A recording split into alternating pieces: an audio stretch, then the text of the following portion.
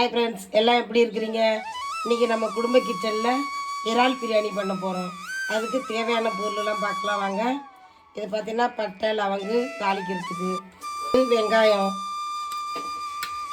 வந்து நம்மளுக்கு 1/4 கிலோ எடுத்துருக்குறேன் நான். பார்த்திங்கன்னா தக்காளி 1/4 கிலோ, 1/2 கிலோ இறால், 2 எலுமிச்சம்பழம் ஜூஸ், 4-5 பச்சை மிளகாய், இஞ்சி பூண்டு பேஸ்ட்டு,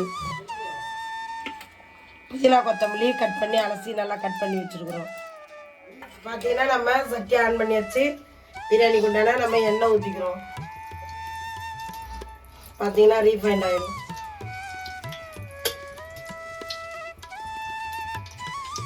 கொஞ்சமாக நம்ம தேங்காய் எண்ணெய் ஊற்றிக்கிறோம். தேங்காய் எண்ணெய் 2 குழி ஊற்றிக்கிட்டா போதும். நம்ம 2 குழி கரண்டி தேங்காய் எண்ணெய் வர வேண்டியதில்லை. சும்மா ஃப்ளேவருக்காக தான், வாசனை நல்லா இருக்கணும். இதுக்காக கொஞ்சமாக நெய் விட்டுக்கிறோம். நீங்கள் தேங்காய் எண்ணெய் இல்லை, நாங்கள் தேங்காய் எண்ணெய் ஊற்ற முடியல அப்படின்னாக்க வேணாம், அவாய்ட் பண்ணிக்க. அதை பற்றி ஒன்றும் தப்பு இல்லை. கொஞ்சமாக நெய் போட்டு சேர்த்துக்கலாம். நம்ம இப்போ பிரியாணிக்கு பிரிஞ்சி இலை கொஞ்சம் சேர்த்துக்கிறோம். பார்த்தீங்கன்னா பாக்கி எல்லாத்தையும் வெட்டிக்கலாம் தாளிக்கிறதுக்கு.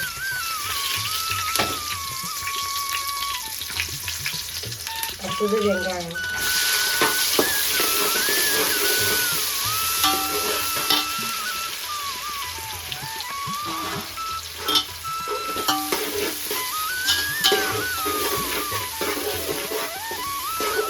வெங்காயம் வதங்கிறதுக்கு கொஞ்சமாக நம்ம கல் உப்பு சேர்த்துக்கலாம்.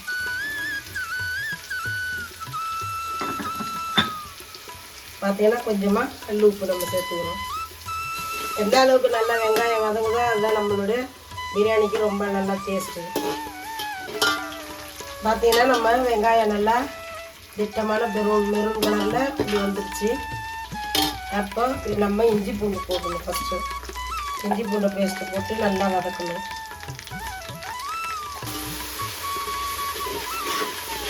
கொஞ்சம் அடி பிடிக்கும். நம்ம இஞ்சி பூண்டு போட்டோம் இல்லையா, அதனால் அடி பிடிக்கும். சட்டியை அடி பிடிக்காமல் நல்லா கிண்டி விடணும். இது கூட நல்லா கனமான பாத்திரம் தான், இருந்தாலும் அடி பிடிக்காமல் நம்ம போட்டுக்கணும். இஞ்சி பூண்டு பேஸ்ட் வந்து எப்படி அடி பிடிக்கிறது இல்லையா, அதனால் அடி பிடிக்காமல் நல்லா அப்படி கிண்டி விட்டுக்கணும். பச்சை வாசனை போகிற வந்து நல்லா வதக்கணும். அடுத்து பார்த்தீங்கன்னா பச்சை மிளகாய் போடும். நல்லா வதங்கி வச்சு பச்சை மிளகாய் போட்டாச்சு.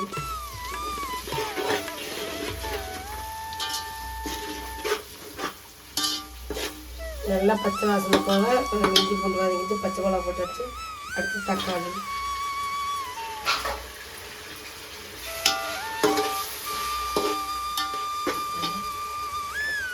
பார்த்தீங்கன்னா கொஞ்சோண்டு புதினா கொத்தமல்லி போட்டுக்கலாம்.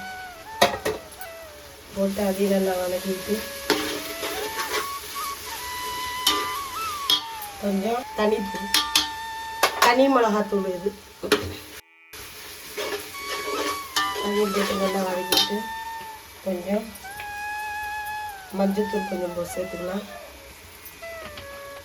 சேர்த்து அதையும் நல்லா வதக்கிட்டு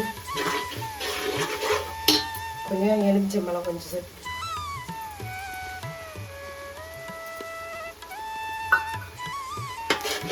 பார்த்தீங்கன்னா சரியாக இருக்காது.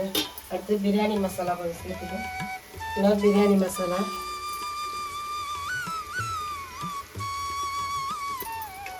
2 டீஸ்பூன் சேர்த்துருக்குறோம்.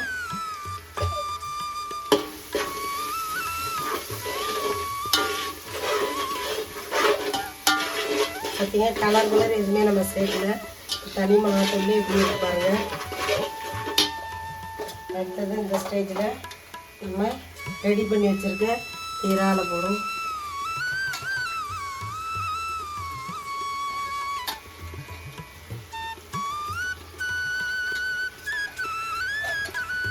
இறால் போட்டாச்சு.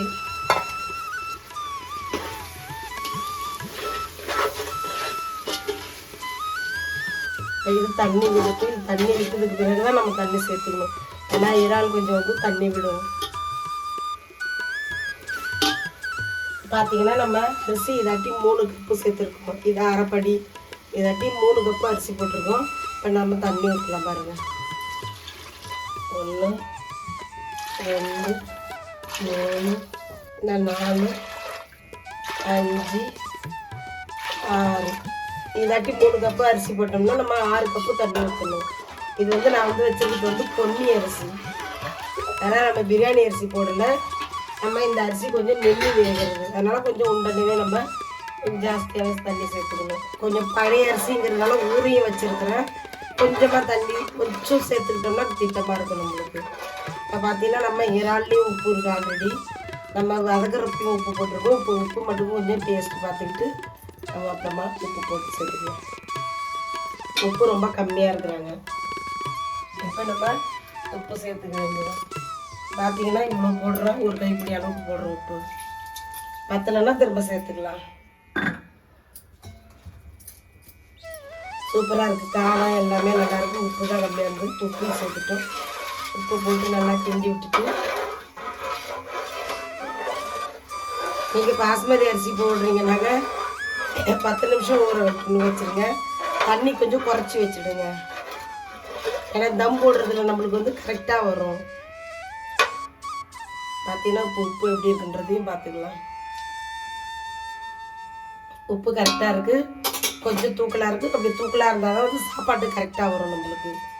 ஏன்னு கேட்டிங்கன்னா இதில் கரெக்டாக இருந்துட்டு அப்புறம் சாப்பாடு போடும்போது நம்மளுக்கு கம்மியாகிடும். அதனால் இதில் கொஞ்சம் கிரேவியில் கொஞ்சம் நம்ம ரெடி பண்ணியிருக்க மசாலாவில் கொஞ்சம் தூக்கலாக இருந்தால் தான் நம்ம அரிசி போடுறது. ரொம்ப தூக்கலாக இருக்கக்கூடாது, கொஞ்சம் லைட்டாக தூக்கலாக இருக்கணும். மைல்டாக தூக்கலாக இருக்குது, நல்லாயிருக்கு. அடுத்து இது கொதிக்கட்டும். கொதிச்சதுக்கு பிறகு அடுத்து நம்ம அரிசியை போட்டுக்கலாம். மூடி போட்டு நல்லா கொதிக்கட்டும். கொதிச்சதுக்கு பிறகு நம்ம அரிசியை போட்டுக்கலாம். வாங்க, நம்ம இப்போ தண்ணி கொதிக்க வச்சுருந்தோம் இல்லையா, நல்லா கொதிச்சுட்டாங்க. இப்போ நம்ம அரிசி ஊற வச்சுருக்கோம் இல்லையா, அரிசியை நம்ம இப்போ சேர்த்துக்கலாம். நம்ம வீட்டில் எப்பவுமே நார்மலாக சாப்பாட்டுக்கு ஆக்கிற சாப்பிட்ற அரிசி தான் இது. இது பொன்னி அரிசின்னு சொன்னாங்க, பொன்னி அரிசி தான் இது. நம்ம பாஸ்மதி அரிசி யூஸ் பண்ணல. இதே நம்மளுக்கு சாப்பாடு செம்மையாக இருக்கும். நார்மல் சாப்பாடு சாப்பிடும்போது நல்லா டேஸ்டியாக இருக்கும் இது.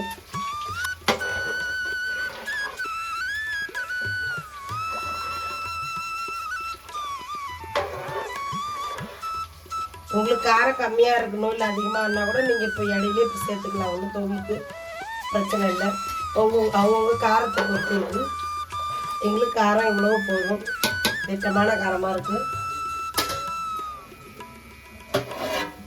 போட்டு மூடிடும். எப்பவுமே அரிசியை போட்டு கொஞ்சம் நேரம் நம்ம ஹையில் வச்சுக்கணும், அப்புறமா நம்ம சும்மா வைக்கணும் பிரியாணிக்கு. இப்போ மூடி போட்டுக்குவோம்.